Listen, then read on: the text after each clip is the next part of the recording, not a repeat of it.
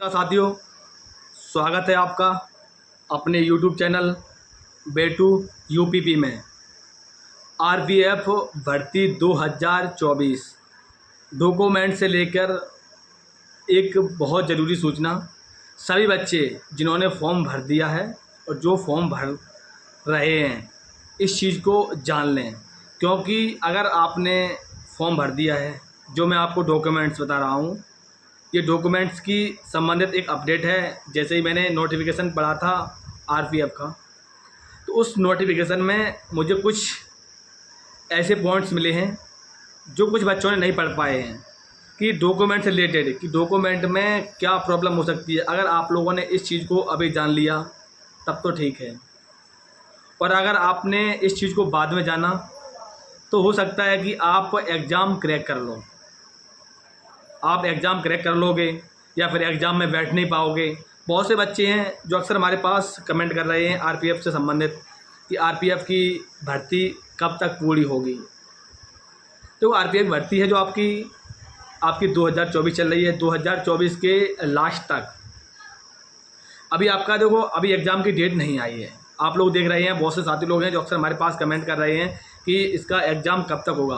तो अभी एग्ज़ाम की कोई ऑफिशियल अपडेट नहीं है, लेकिन जो आपकी एग्ज़ाम की जो जानकारी मिली है उसके मुताबिक बता रहा हूँ, हल्की फुल्की थोड़ी बहुत जानकारी मिली है कि जो आपका एग्ज़ाम है, जो आपका आरपीएफ का एग्ज़ाम है, वो आपका जुलाई और अगस्त में होने की संभावना है। तो जुलाई अगस्त में अगर आपका एग्ज़ाम हुआ तो सितंबर, अक्टूबर, नवंबर, ठीक है, नवंबर आपका फिजिकल, दिसंबर या नवंबर में आपका फिजिकल और डॉक्यूमेंट वेरिफिकेशन होंगे। ये जान लो। आप लोगों के पास कम समय बचा है।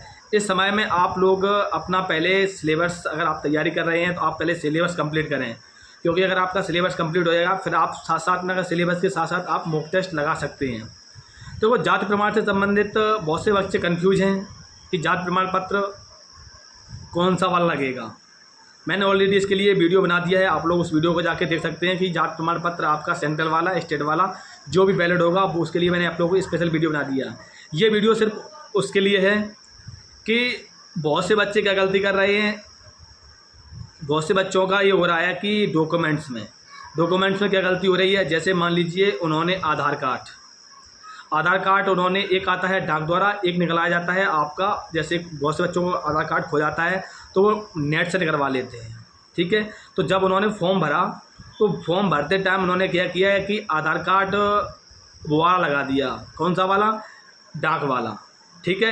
एक जो मैं आपको पॉइंट बता रहा हूँ उस चीज़ को अच्छे से सुन लीजिए, तभी आपको इस चीज़ की जानकारी होगी। और बहुत से बच्चों ने क्या किया है, मान लीजिए उन्होंने जाति प्रमाण पत्र है वो पुराना वाला अपलोड कर दिया है, ठीक है। जो करेक्शन होगा उसमें उन्होंने करेक्शन नहीं करवाया है, ठीक है। करेक्शन करवा भी लिया है, फिर भी इस चीज़ को जान लें अच्छे से। और बहुत से बच्चों को, जैसे मान लीजिए किसी के बच्चों के नाम में गलती है, माता के नाम में गलती है, पापा के नाम में गलती है और आधार कार्ड में मिस्टेक है, तो वो बच्चे क्या करें। मान लीजिए उनका फॉर्म तो भर गया है और फॉर्म भरने के साथ साथ एफिडेविट लगाएंगे, तो एफिडेविट में वो वैलिड नहीं होगा।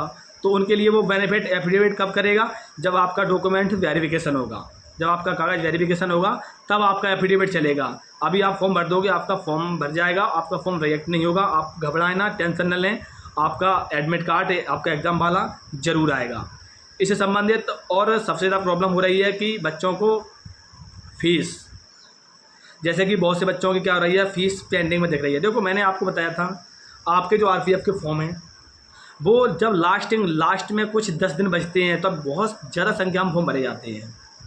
तो ज़्यादा संख्या में फॉर्म भरे जाते हैं तो इस वजह से क्या होता है, जो आपकी आरपीएफ की जो साइट है, रेलवे की जो साइट है, वो साइट थोड़ी स्लो हो जाती है। तो इस स्लो की वजह से आपके जो फ़ीस जो नहीं कट पा रही है, बहुत से बच्चों की पेंडिंग दिखा रही है। अगर आपकी फ़ीस कट जाएगी तब तो आपका फॉर्म भर जाएगा। अगर आपकी फ़ीस रिजेक्ट हो रही है, फ़ीस आपकी वापस हो रही है, तो ये मान लीजिए कि आपका फॉर्म नहीं भरा है। आप घबराएं नहीं, 1-2 दिन इंतज़ार करें। और आप देखो, ज़रूरी बात क्या है कि मान लीजिए कि आपने जो डॉक्यूमेंट्स, इस चीज़ को आप अच्छे से जान लें। देखो, आप फॉर्म भर रहे हो, जब आपने फॉर्म भराया तो फॉर्म भरते समय आपको जो प्रिंट आउट, जो आपका प्रिंट निकल रहा है, आप उसकी 2 या 3 कॉपी करके रख लें। 2 या 3 कॉपी रख लें, क्योंकि ज़रूरी है। अगर आप 2-3 कॉपी नहीं रख पाओगे तो आपको फिर बाद में प्रॉब्लम होगी। देखो, एक बात जान लो कि देखो, मान लीजिए आपने जब फॉर्म भरा है जाति प्रमाण पत्र, आपका आधार कार्ड, आपका मूल निवासी, आपकी मार्कशीट, EWS, आपने जोन से डॉक्यूमेंट लगाए हैं वो डॉक्यूमेंट आप एक बार जब आपका अभी नहीं, जब आप करेक्शन करवाना, जब आप करेक्शन में उस डॉक्यूमेंट को एक चार्ट, एक या फाइल या फिर एक पेज में बना के लिख लें। वो ये मैं किस लिए बता रहा हूँ, आप सभी डॉक्यूमेंट्स जोन से आपने डॉक्यूमेंट्स जब आपने फॉर्म भरा है उस डॉक्यूमेंट को एक बार अच्छे से लिख लें और अच्छे से लिखकर उसको रख लें। क्योंकि अगर आपको ये जानकारी नहीं है तो मैं आपको बता रहा हूँ कि आप जो रेलवे का नोटिफिकेशन, जो आपका RPF का नोटिफिकेशन आया है, वो नोटिफिकेशन में आप पढ़ सकते हो कि 34, जो पॉइंट नंबर 34 है, उस पॉइंट नंबर 34 में स्पष्ट दिया गया है, स्पष्ट ये दिया गया है कि डॉक्यूमेंट्स जब आप अपलोड कर रहे हो, जब आप फॉर्म भर रहे हो, जब आप फॉर्म भर रहे हो तो जोन से आप डॉक्यूमेंट्स अपलोड कर रहे हो, स्टेट वाले या सेंट्रल वाले कोई भी आप अपलोड कर रहे हो, तब आप ओरिजिनल जोन, जब आपने जोन से डॉक्यूमेंट आपने अपलोड किए वो ओरिजिनल आपका वेरिफिकेशन होगा, उसे लेके आना होगा। अगर आप वो डॉक्यूमेंट लेके नहीं आओगे तो आपको बाहर कर दिया जाएगा, आपको बाहर कर दिया जाएगा, या फिर बाहर नहीं किया जाएगा तो हो सकता है कि आपको टाइम में दिया जाए। क्योंकि अगर बच्चे ज़्यादा होंगे तो हो सकता है कि बाहर भी किया सकते हैं, लेकिन पहले ही स्पष्ट उन्होंने RPF का जो नोटिफिकेशन आया है उसमें पहले ही स्पष्ट दिया है। बहुत से बच्चों ने इसको पॉइंट को नहीं पढ़ा होगा, हमने इस पॉइंट को पढ़ा है, तभी जितने साथी लोग हैं मैंने सभी साथियों को बता दिया कि आप जो भी डॉक्यूमेंट करेक्शन में, अभी जो आपने डॉक्यूमेंट लगा दिए हैं, जब आप करेक्शन कराना चाहो, जोन से डॉक्यूमेंट चेंज कराना चाहो तो आप चेंज करा सकते हो, लेकिन चेंज कराने के बाद आप इन डॉक्यूमेंट को ज़रूर लिख लेना। नहीं तो फिर ऐसा होगा, आप देखो अभी तैयारी कर रहे हो, आपने मान लीजिए आपने एग्ज़ाम क्रैक कर लिया, आपने RPF एग्ज़ाम आपने पास कर लिया है, पास करने के बाद जो आपने डॉक्यूमेंट्स लगाए थे वहाँ पर दूसरे, और आपने यहाँ पर लेके आधार कार्ड आपका जो आपने लगाया था डाक वाला, आप यहाँ पर ऑनलाइन बाहर लेकर जाओगे तो आपको वो वहाँ मैच नहीं होगा, ठीक है। क्योंकि नंबर उसमें सेम होता है, थोड़ा उसमें डिफरेंस होता है, उसमें आप लोग देखना थोड़ा अंतर रहता है उसमें। साफ जब आप नेट पर डालोगे तो स्पष्ट लिख के आ जाएगा कि ये आपका डाक वाला है या फिर आपका ऑनलाइन वाला है। और ज़्यादातर आप लोग प्रयास करना कि जब आप डॉक्यूमेंट आपके वेरिफिकेशन हो तब आप कौन सी देखो, तब आप आधार कार्ड जो आपका डाक द्वारा आता है वो आधार कार्ड लेकर जाना। और जात प्रमाण पत्र से संबंधित अगर आप लोग परेशान हो रहे हैं कि जात प्रमाण पत्र कौन सा लगेगा, क्या करेंगे, और आपको करेक्शन संबंधित हो, आपकी करेक्शन की डेट है वो आपकी 15 मई है। 15 मई में जितने बच्चे हैं जो करेक्शन कराना चाहते हैं, आप लोगों के पास 7 से 8 दिन का करेक्शन का टाइम रहेगा।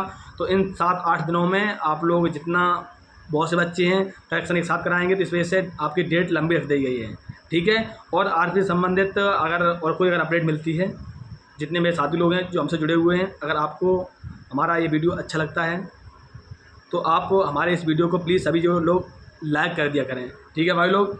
जय हिंद।